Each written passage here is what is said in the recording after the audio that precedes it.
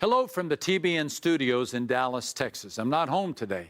I'm in Dallas. We're recording 3 episodes of encouragement entitled Fearless. Fearless. If you could use a message of hope, tune in. Keep your eye out for the schedule on your local networks. Trinity Broadcasting Network. In these times in which so much has been shaken, we're going to focus on what will never be shaken. Now, speaking of what is unshakable, we are spending time in these regular check-ins in the greatest verse in the Bible, John 3:16. For God so loved the world that he gave his one and only Son, that whoever believes in him shall not perish, but have everlasting life. Now, according to John 3:16, God has a whoever policy.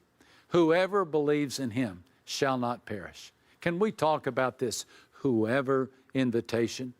If that doesn't sound relevant to your day, just post your prayer needs before you move on. But if it does sound intriguing, I'm going to need about 6 minutes.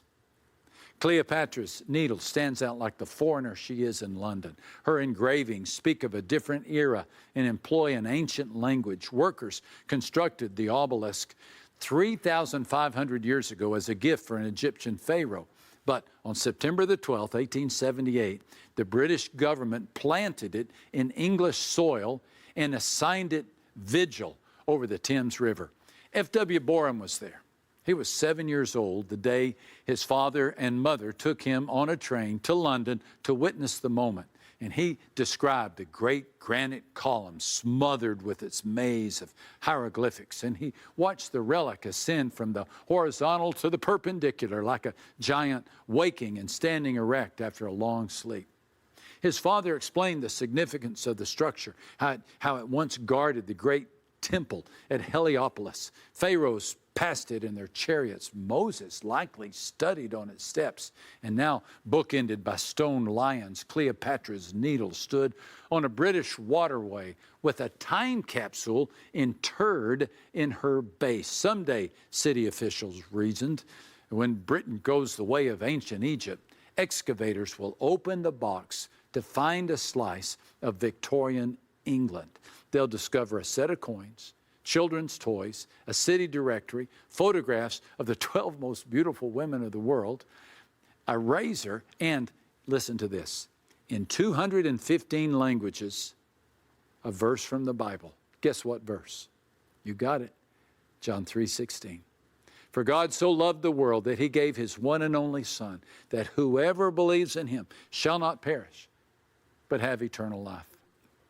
You know, I picture a rummager of some future London digging through the rocks and rubble, and she finds and reads this verse. Except for one word, she might dismiss it as an old myth.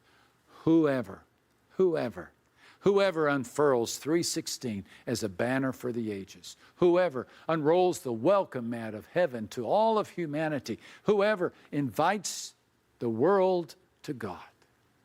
And Jesus so easily could have narrowed the scope, changing the whoever to a whatever. Whatever Jew believes or whatever woman follows me. But he used no qualifier. The pronoun is wonderfully indefinite. After all, who isn't a whoever? The word whoever sledgehammers racial fences. It dynamites all social classes. It bypasses gender borders. It surpasses ancient traditions. Whoever makes it clear. God exports his grace worldwide. And for those who attempt to restrict it, Jesus had a word, whoever. Jesus said, whoever acknowledges me before men, I will acknowledge him before my Father in heaven. You see, God's gospel has a whoever policy. Whoever, God's wonderful word of welcome. I love to hear my wife say whoever.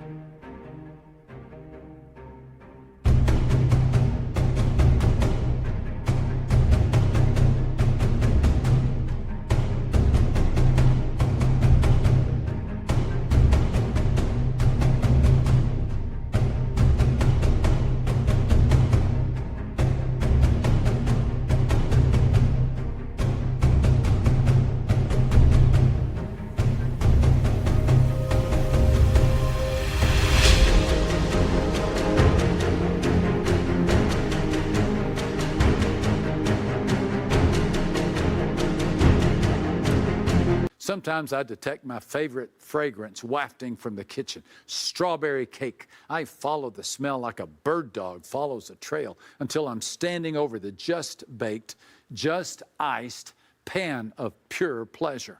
Yet, I've learned to still my fork until Deanlin gives me clearance. Who's it for? I ask. She might break my heart. Don't touch it, Max. That's for a birthday party. Or for a friend, Max. Stay away. Or she might throw open the door of delight. Whoever. And since I qualify as a whoever, I say yes, and I dig in. I so hope you will too, my friend. Not into the cake, but into the grace of God. With Him, no status is too low. No hour is too late. No place is too far. However, whenever, wherever, whoever includes you forever.